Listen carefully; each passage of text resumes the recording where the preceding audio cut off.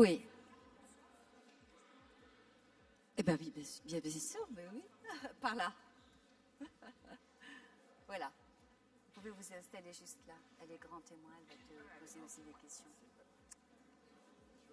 Voilà, donc rebonjour à tous et toutes, aussi bien ici présents dans la salle qu'en live streaming, sur notre site et les sites de nos partenaires que sont Rue 89 Strasbourg, les dernières nouvelles d'Alsace, Stras TV, Boulevard des Productions et puis Arte également.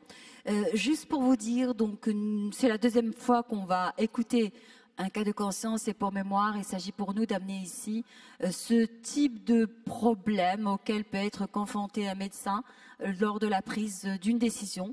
Et puis pour nous aussi de savoir comment se fait cette prise de décision, ce processus, est-ce qu'elle est avec d'autres, collégiales, bref, toujours des cas pas simples et qui peuvent aussi peut-être peser sur la conscience même honnête d'un médecin. Donc le deuxième cas de conscience aujourd'hui, c'est avec Romain Favre. Romain, je te laisse te présenter et puis on va t'écouter.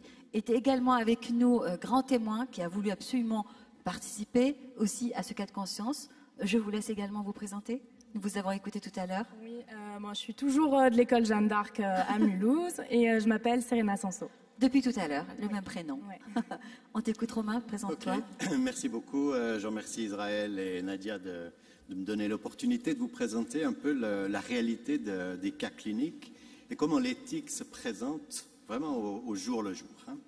Et j'ai choisi un dossier qui m'a beaucoup touché et qui va porter essentiellement sur la problématique du consentement.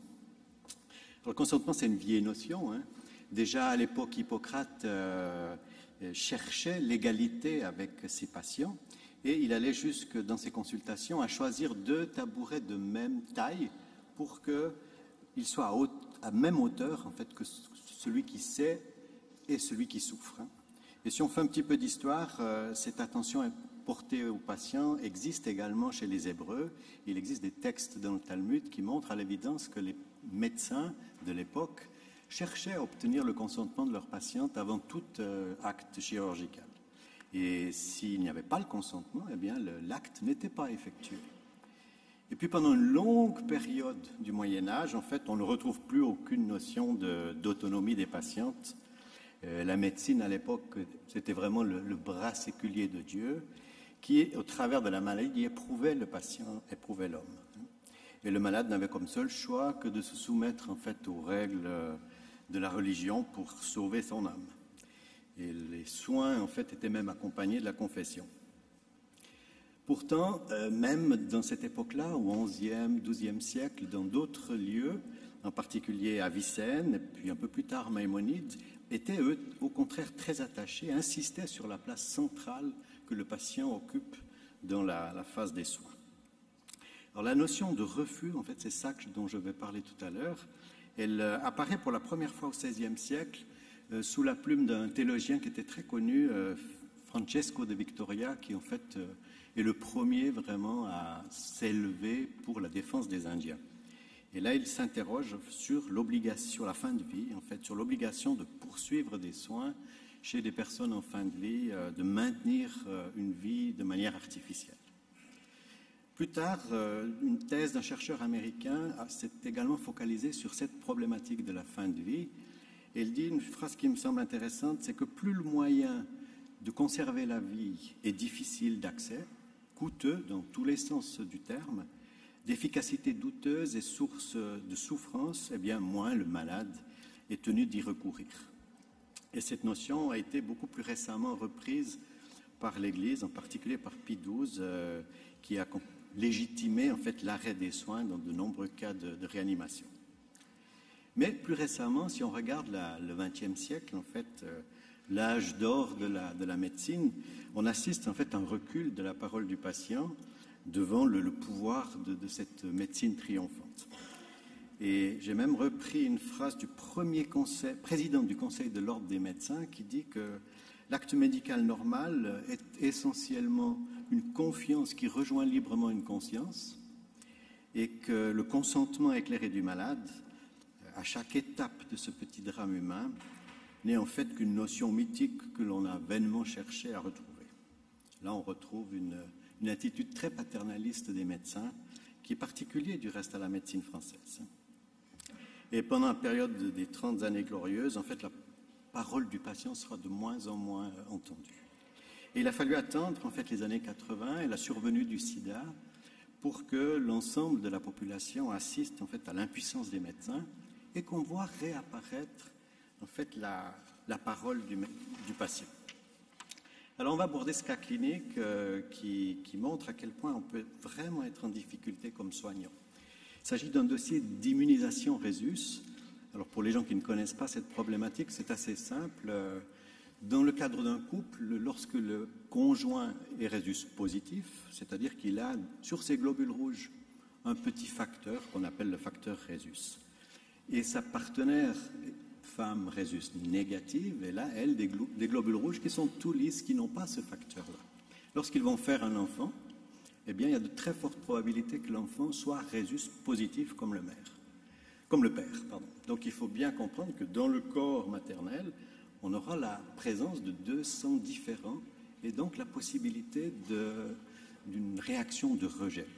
Alors, ce n'est pas présent à toutes les grossesses. Ce qui est caractéristique, c'est que ça va s'accélérer, se dégrader d'une grossesse à l'autre. Et cette maladie est intéressante parce que c'est probablement la seule maladie du fœtus pour laquelle on a bouclé la boucle. On a compris dans les années 50, 60 la problématique, pourquoi le fœtus était en insuffisance cardiaque et décédé in utero, en fait d'une anémie profonde. On a inventé la possibilité de transfuser le fœtus in utero et donc de permettre de mener la grossesse jusqu'à son terme. Et on a même compris que l'on pouvait faire une prophylaxie en injectant aux femmes Rhésus négatives, dont le père est Rhésus positif, des anticorps pour camoufler les globules rouges sanguins. Donc c'est une maladie très spéciale parce qu'on a une thérapeutique qui ne marche pas dans tous les cas, bien sûr, mais qui est extrêmement bien cadrée, qui permet, dans pratiquement 90-95% des cas, de mener un enfant à terme qui ne gardera aucune séquelle. Alors cette histoire, c'est une patiente de 31 ans, qui avait des antécédents déjà très chargés, d'origine turque, mais parfaitement francophone, qui vivait en France depuis longtemps. Son histoire commence en 97, elle accouche d'un premier enfant de 3,3 kg, sans aucune complication, et on n'arrive pas à retrouver, c'était dans une petite maternité, si elle a pu bénéficier de cette injection dans le postpartum pour éviter justement les complications lors de la grossesse suivante. 2 ans plus tard, elle accouche en 99 d'une petite fille, et on sait qu'elle a présenté des saignements en début de grossesse, et pour lequel elle n'a pas eu l'injection, qui est clairement considérée comme une erreur médicale. Et cet enfant devra subir une exsanguinotransfusion à la naissance en raison d'un ictère très sévère, c'est-à-dire de changer le sang du fœtus pour permettre au foie, du nouveau-né, pour permettre au foie de cet enfant de retravailler correctement. 5 ans plus tard, en 2004, elle va accoucher d'une deuxième fille, la grossesse n'aura pas de complications et cet enfant finalement fera une jaunisse modérée, elle aura une photothérapie sous UV pendant quelques jours dans les suites de la naissance. Et en 2006, les choses se compliquent. Elle vivait à l'époque à Paris et en 23e semaine, on met en évidence des signes d'insuffisance cardiaque liés à cette immunisation Rhésus avec des taux d'anticorps très très importants. Et elle est prise en charge dans une des structures très performantes à Paris pour une première transfusion qui sera suivie ultérieurement d'autres gestes. A priori, la transfusion s'est relativement bien passée. L'enfant, effectivement, avait 2,3 grammes d'hémoglobine, alors qu'il devrait avoir 14-15 grammes. Donc, c'est une anémie sévère.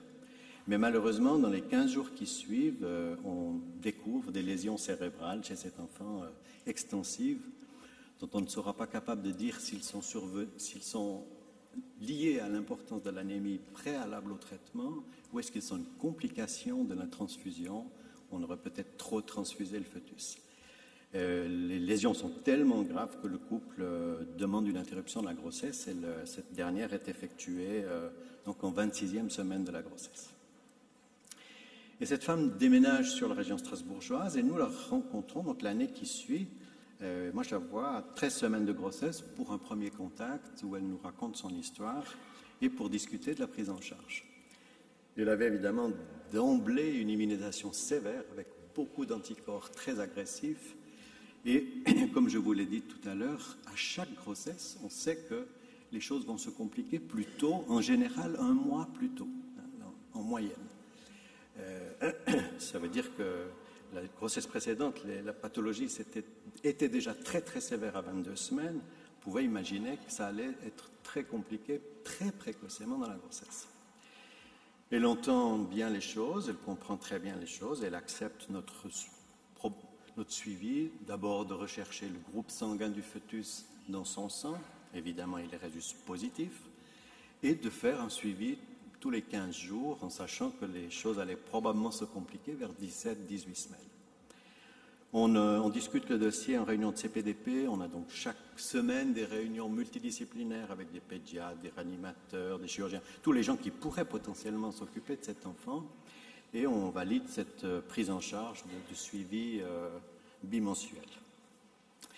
À 17 semaines, commencent les premiers signes d'anémie, et en fait, on a un test incroyable, on mesure la vitesse du sang circulant dans le cerveau du fœtus.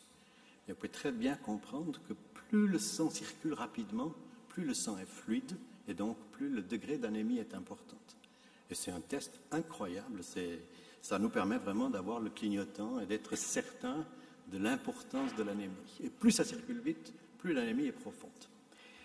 Et donc on atteste de cela déjà à 17 semaines et on la voit donc de manière beaucoup plus serrée. À 18 semaines, cette vitesse circulatoire est encore plus importante, mais il n'y a pas de signe d'insuffisance cardiaque. Et comme on est très très tôt, on décide vraiment de la voir de manière plus rapprochée, 2-3 fois par semaine. Et à 18 semaines et 4 jours, clairement, là, elle a des signes qui sont ceux d'une anémie sévère et on planifie pour le lendemain la transfusion. La patiente est tout à fait d'accord, ça ne pose pas de souci particulier, donc on prépare le sang, on fait le geste le lendemain. Donc c'est un geste relativement simple avec une petite aiguille dans la veine ombilicale où en début de geste on définit le degré d'anémie, l'importance de l'hémoglobine et puis on transfuse du sang compatible avec celui de la mère. Tout s'est très bien passé, le fœtus effectivement avait 3 grammes d'hémoglobine, donc c'est une forme sévère. Le geste a mis une quinzaine de minutes et on a terminé avec une hémoglobine de 15 grammes. Tout s'est très bien passé, aucune complication, la patiente était tranquille, pas de souci. On la revoit 15 jours plus tard parce qu'on sait qu'on a à peu près 1 mois devant nous jusqu'à la prochaine transfusion. Et à 20 semaines, tout va bien. Le fœtus est très beau, il bouge bien, le liquide est normal, elle n'a aucune contraction, aucun signe d'anémie. Et là, on lui dit, à 20 semaines, maintenant, on va vous voir 1 fois par semaine pour programmer au mieux la 2e transfusion. Et en fait, 2 jours après, elle appelle les secrétaires, complètement paniquée, en leur disant, écoutez, je suis angoissée, c'est pas possible, je ne peux pas continuer ce traitement, je ne peux pas poursuivre ces transfusions. Qu'est-ce que vous auriez fait?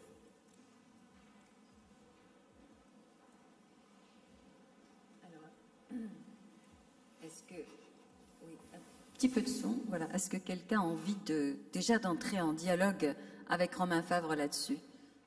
À ce stade, qu'est-ce que vous auriez fait? C'est-à-dire, qu'est-ce qu'on aurait pu faire, Romain? Est-ce qu'on aurait pris une décision? Est-ce qu'on aurait appelé quelqu'un pour nous aider? C'est dans ce sens-là la question. Oui, quelle posture auriez-vous eu Juste en résumant, très clairement, c'est une pathologie qu'on connaît très bien, on sait la traiter, on a beaucoup de chances d'amener l'enfant sain à terme, qu'il ne gardera aucune séquelle. Et la femme, elle nous dit non, moi je vais le laisser mourir. Ok. Madame? Donc je crois que j'aurais commencé à lui demander pourquoi, des explications, ce à quoi cette décision a été prise, ce pourquoi. D'autres propositions? Oui, madame, mademoiselle, pardon. Personnellement, je pense qu'il aurait fallu, j'aurais essayé de rassurer cette femme en lui expliquant l'absence de risque et le fait que le traitement est très bien maîtrisé aujourd'hui. Oui. Même si ce n'est pas le cas? Enfin, je ne sais pas, j'imagine. C'est une question que je pose. Évidemment, on ne peut pas dire qu'il y a une absence de risque, parce que les risques sont de l'ordre de 5 à 6% à chaque geste, hein, et elle venait de vivre cela 6-8 mois préalables. Hein. Donc, vous ne pouvez pas lui dire qu'il n'y a pas de risque. Hein. Monsieur ou madame? Merci. Pardon. Pourriez-vous Merci, monsieur. préciser si la dame était mariée? Si c'est le cas, on aurait pu éventuellement demander également le consentement de l'époux. C'est une proposition. Oui. C'est bien, on a vraiment des cas de bioéthique, là. Quelqu'un, peut-être, encore a envie de dialoguer avec Romain Favre, madame? Oui, ben après, effectivement, l'avoir rassuré, lui avoir demandé pourquoi, moi je dirais plutôt c'est son choix. Oui. Voilà, c'est son choix. Merci. D'autres? Oui. Madame? Encore une prise de parole, tout devant. Mais peut-être que tout simplement cette femme n'avait pas investi cette grossesse. Suite au traumatisme de la grossesse précédente, je ne sais pas. Oui, une hypothèse. Alors, Romain? Alors, on a effectivement fait un peu toutes ces investigations-là. On a revu, bien entendu, cette femme tout de suite après son coup de téléphone. On l'a vue avec la psychologue qui l'a vue de manière indépendante, qui nous dit qu'il n'y avait pas d'éléments délirants dans le discours de la patiente, hein, parce qu'on aurait pu imaginer que tout d'un coup elle fasse une bouffée de délire, de psychose, hein, que c'est très clairement ce que nous supposions, hein, un deuil pas du tout élaboré de la grossesse précédente, hein, et que cette femme donc refusait vraiment délibérément une hospitalisation, refusait toute autre transfusion ultérieure, mais elle demandait un soutien, elle demandait un accompagnement. Et monsieur, avec lequel on a pu discuter individuellement également, reconnaissait complètement la détresse, la difficulté dans laquelle sa femme était. Lui était soucieux de la soutenir, mais il refusait également l'hospitalisation. Alors on les a informés sur la possibilité qu'ils pouvaient nous recontacter à tout moment et qu'on les reverrait dans la semaine, puisqu'il n'y avait pas de... C'était pas aigu, hein, on n'était pas amené à devoir décider d'emblée de cette transfusion. Moi, j'ai pris contact spécifiquement avec le médecin traitant pour l'avertir dans la situation était, dans laquelle la patiente se trouvait dans cette grande difficulté et de son choix de l'abandon thérapeutique. Hein. On l'a revu à 21 semaines, le fœtus était parfait, tout allait bien, il n'y avait aucun problème, ce qu'on pensait bien du reste. Hein. Et on lui propose de la revoir la semaine suivante, et la semaine suivante, en 22e semaine, comme on l'avait programmé, imaginé, à nouveau, la vitesse cérébrale était très importante, et c'était le moment d'une deuxième transfusion. On a reproposé à la patiente cette deuxième transfusion, évidemment, elle n'est pas venue le lendemain. Donc on a proposé qu'elle soit prise en charge par une autre équipe, et j'ai fait en sorte que ma collègue de Haute-Pierre puisse voir ce couple. Et c'est intéressant, donc le discours était un petit peu différent à ce moment-là. Elle a sorti des éléments qu'elle ne nous avait pas donnés. Le premier, c'est qu'elle ne pensait pas que ces transfusions allaient démarrer si précocement. Bien qu'on lui l'avait dit, on lui avait dit, très probablement ça sera avec 3-4 semaines d'antériorité par rapport à la grossesse précédente. Elle dit que pour elle, c'est insupportable ce sang étranger qu'il y a dans son corps, hein, et qu'elle ne pourra pas aimer cet enfant comme les autres du fait de la présence de ce sang étranger. Et là, bon, ça c'était quelque chose de nouveau, parce que moi, c'est pas ce que j'attendais, hein, cette espèce de symbolique du sang, de la transmission familiale. Donc on a fait en sorte qu'elle puisse voir le psychiatre, le pédopsychiatre avec lequel on travaille volontiers dans ces situations-là.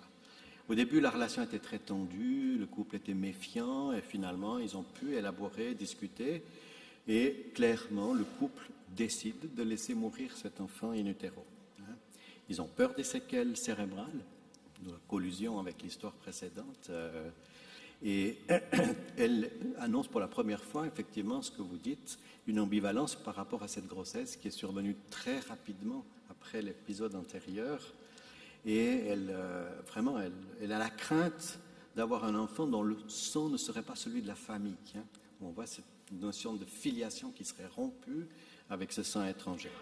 Et de ce fait-là, elle ne peut pas imaginer du tout que cet enfant puisse être normal. Hein. Et la psychiatre donc propose une prise en charge psychiatrique plus intensive avec une hospitalisation, mais qu'elle refusera.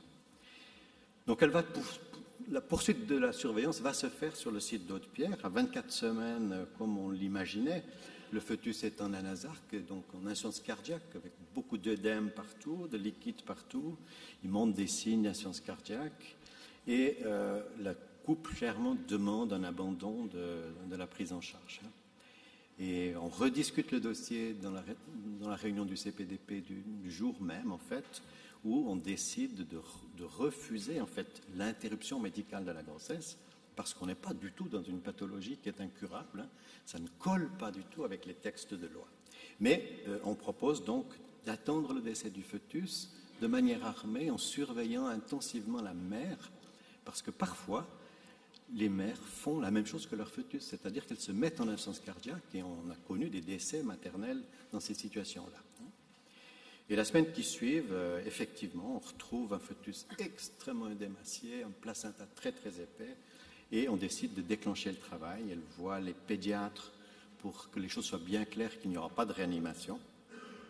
Et le couple ne veut pas d'accompagnement religieux, ne veulent pas voir l'enfant, et ne veulent pas s'occuper des obsèques, veulent donc que l'hôpital prenne en charge cet enfant. Et il décède effectivement en 26e semaine en hydrops avec un poids de 1300 grammes. Voilà cette histoire. Donc il y a plusieurs choses qui me semblent importantes à souligner. Donc malgré les intentions bienveillantes de nos gestes thérapeutiques, c'est jamais anodin, contrairement à ce que vous dites. Et c'est très clairement la loi de 2002 sur le consentement qui reprend la notion du consentement comme élément fondamental de la relation de soins, dit également que le refus de soins fait partie de ce consentement et qu'il faut être capable d'accepter ce refus de soins. Alors il y a un autre exemple dans ma profession, c'est le refus de césarienne, qui est quand même très différent parce que c'est un geste ponctuel à un moment donné, et alors que là les transfusions sont des choses itératives. Et j'aimerais juste, pour terminer, souligner il y a les propositions du CCNE, la vie 87, qui me semble intéressante, qui reprend des points que l'on peut appliquer à ce cas clinique. Le premier point, c'est de faire en sorte que toutes les décisions ne soient pas prises en urgence, qu'on ait pu anticiper les choses. Ce qui était le cas, là. On a été confronté à cette décision à 20 semaines, et finalement la grossesse s'est terminée 6 semaines après. Donc on avait tout le temps d'élaborer les choses, mais tout ce temps-là n'a pas du tout permis de faire bouger les lignes. Le deuxième point me paraît très très intéressant, c'est moi ce qui m'a touché le plus, c'est d'essayer de promouvoir le sentiment et les attitudes de reconnaissance mutuelle. Pour le patient, ce refus de soins, en fait, c'est le besoin d'être reconnu dans son identité, dans sa complexité. Et pour le soignant, en fait, le refus de soins, c'est la mise en cause de la reconnaissance de sa compétence, de sa légitimité et de ses responsabilités. Et c'est moi ce qui m'a le plus touché probablement, c'est que effectivement le nom de cette femme-là me remettait totalement en cause sur ma pratique de tous les jours. Alors il faut savoir ne pas imposer de solutions thérapeutiques, ce qui est bien difficile dans ce cas-là. Ne pas fuir. L'autre option aurait été de dire allez, démerdons-y, allez voir ailleurs, de casser le lien avec la patiente. Donc pas d'abandon, pas de chantage. Et la responsabilité médicale, c'est le maintien des soins en respectant en fait le choix, la décision du patient. Mais il faut aussi que la patiente comprenne dans quelle obligation nous on se trouve. Le troisième point qui est important dans la médecine actuelle, c'est pas céder à la pression médico-légale. On aurait pu très bien effectivement mettre ça au premier plan. Alors ça veut dire qu'il faut quand même colliger l'ensemble des éléments dans le dossier parce que les couples peuvent totalement se retourner a posteriori, qui est une vraie difficulté. Le quatrième point qui me semble intéressant, c'est d'être bien sensible au fait que nous apportons une information appropriée, bien objective, médicale, mais on s'adresse complètement à la subjectivité des patientes. Et là, on est dans des échelles tout à fait différentes. Le cinquième point, c'est ne pas rentrer dans l'abus d'autorité et bien percevoir la vulnérabilité des patientes qui sont en face de nous. Et là, cette femme, effectivement, était dans une grande, grande vulnérabilité. Le 6e point, c'est ce que l'on a fait, c'était recourir à un deuxième avis, d'avoir un processus de médiation. Et du reste, dans la loi de 2002, apparaît cette notion de personne de confiance qui a toute sa place là. Alors, en l'occurrence, la personne de confiance, ça pouvait être le mari, mais qui ne nous a pas aidés dans ce dossier-là.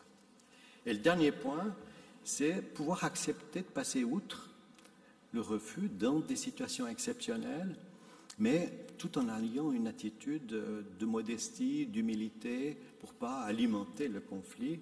Et le meilleur exemple, c'est justement la césarienne d'urgence, lorsque on est en fin de grossesse, où on a un acte chirurgical, où on peut être amené à faire ce choix de ne pas accéder au refus de la patiente. Alors j'aimerais terminer en disant qu'on a une médecine qui a passé du paternalisme à l'autonomiste nord-américaine, et que si c'était poussé à l'extrême, eh bien, on pourrait vraiment être à l'encontre de la tradition médicale française. Et que le respect absolu du choix des patientes pourrait remettre complètement en cause le champ des compétences que la société nous reconnaît. Et on pourrait se retrouver devant une médecine simplement consumériste, où c'est les patientes qui font leur choix, qui prennent leurs décisions. Ok. Alors, juste avant de donner la parole à notre grand témoin, une prise de parole d'Israël Nissan.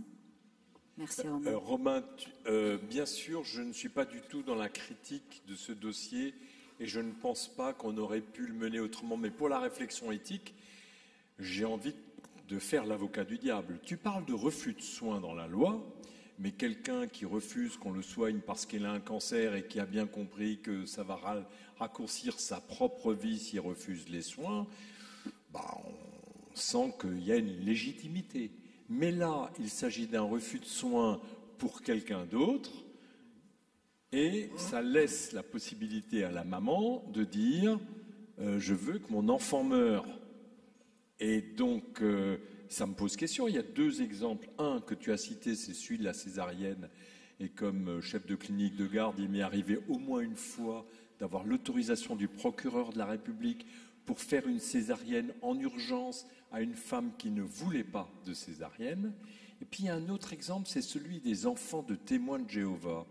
Quand les parents ne veulent pas qu'on transfuse leur enfant qui est en train de mourir, ils sont soustraits à l'autorité parentale pendant quelques heures, le temps de transfuser l'enfant, et c'est paradoxal, c'est quand même le même exemple. On enlève l'autorité parentale aux parents le temps de transfuser l'enfant. Alors c'est quand même là un petit peu... Bon, alors on ne pourrait pas forcer cette femme à se faire transfuser, mais le refus de soins pour quelqu'un d'autre. C'est vrai. Ce qui est particulier à ce dossier-là, c'est qu'on savait qu'il devait y avoir X transfusions, 3, 4 ou 5. Il était impensable d'enlever l'autorité, entre guillemets, parentale à cette femme pour que l'on puisse soigner ce fœtus.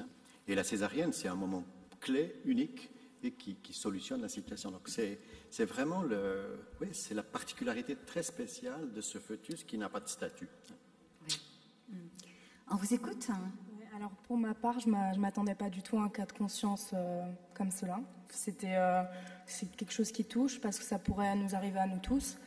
Je pense à sa place, j'aurais tout donné, j'aurais tout fait jusqu'au bout pour me battre parce qu'un enfant c'est un cadeau du ciel et j'aurais eu du mal à y renoncer. J'aurais tout donné sans regret. Bon, il est mort, on ne peut rien y faire, c'est comme ça que ça devait être et pas autrement. Mais pour ma part, j'aurais tout donné et j'aurais poussé cette femme à vraiment aller au bout pour pouvoir dire, voilà, j'ai tout fait pour avoir cet enfant. Malheureusement, ça n'a pas été comme ça, mais voilà. C'est mon avis. Ce qui est intéressant dans cette histoire, et ça doit intéresser certainement David, c'est cette notion du sang étranger, de cette filiation qui, dans son imaginaire, qui se passait par le sang, et que utiliser du sang étranger allait rompre quelque chose dans le lien familial de cette famille. Dans la filiation, oui. Ouais. Et dans l'histoire familiale, peut-être aussi. D'accord. Alors, est-ce qu'on a encore des demandes de parole sur ce cas de conscience? Oui, on va vous passer le micro. Et donc, madame, David, on va déborder juste de 15 minutes, 20 minutes sur ta... Mais on aura le temps. Hein. Merci. Oui, bonjour. J'avais deux choses à demander. Donc là, on n'a pas parlé de la souffrance fœtale, puisque vous avez bien décrit les œdèmes, l'insuffisance cardiaque, la détresse. Voilà. Donc, est-ce qu'il a été évoqué à la maman sans vouloir la culpabiliser? Et le deuxième point, on sait maintenant qu'il y a certains très grands prématurés qui ont cet âge-là, qu'on arrive à laisser vivre. Alors, est-ce qu'on pouvait proposer cette voie-là en imposant à un enfant que la maman ne voulait pas? Oui, alors sur la souffrance, c'est très très difficile. C'est une évidence que cet enfant est décédé en grande difficulté. Hein. On sait que la maturation neurologique se fait progressivement.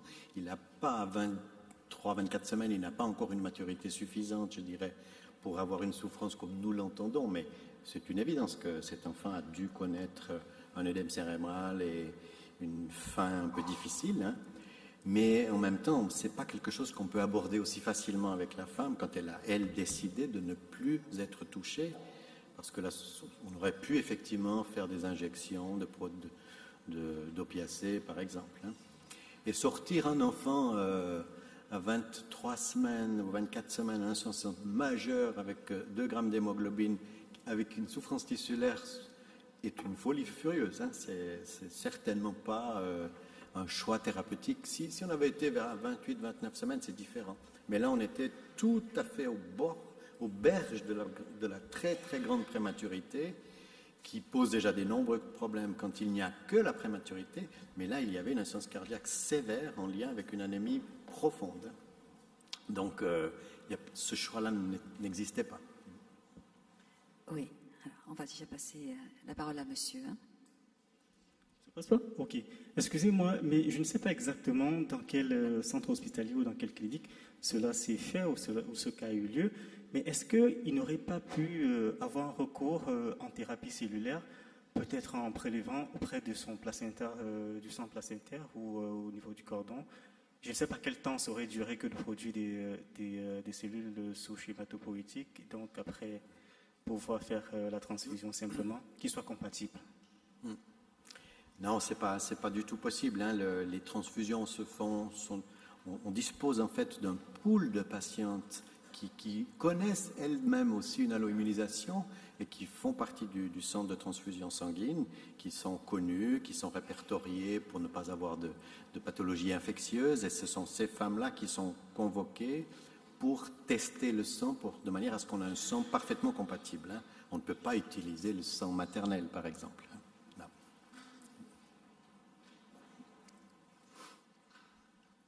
Alors, pardon, oui, excusez-moi, il y a effectivement une demande de parole et j'étais en train de discuter avec monsieur, pardon, je me suis oubliée, je vous en prie. Johan. Oui, bonjour. Alors, c'est peut-être une question un peu bateau et basique que je vous demandais.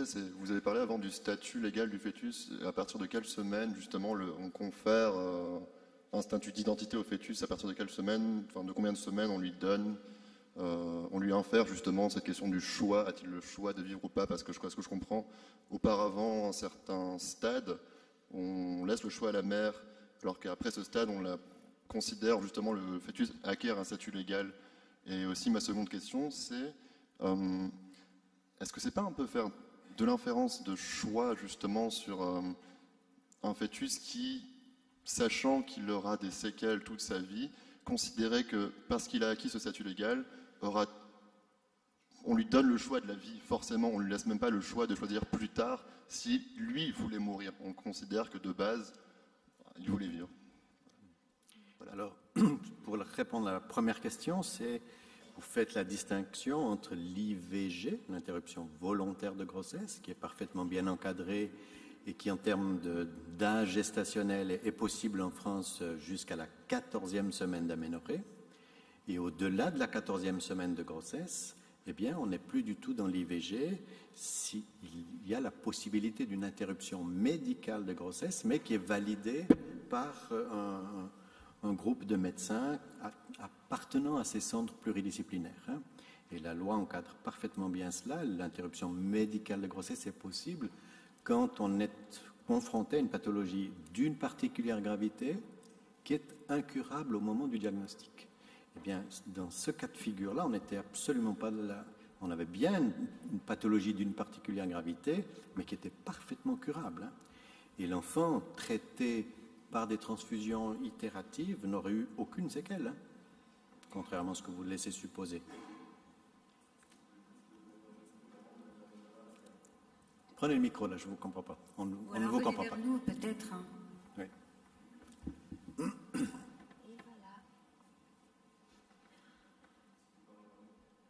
Vraiment de manière générale, c'était sans prendre ce cas de manière particulière, c'était vraiment de manière générale dire voilà, on a un cas de fœtus, on a un cas de fœtus qui, en fait, comment décide-t-on que à partir de tel moment, eh bien, le fœtus entre guillemets veut vivre?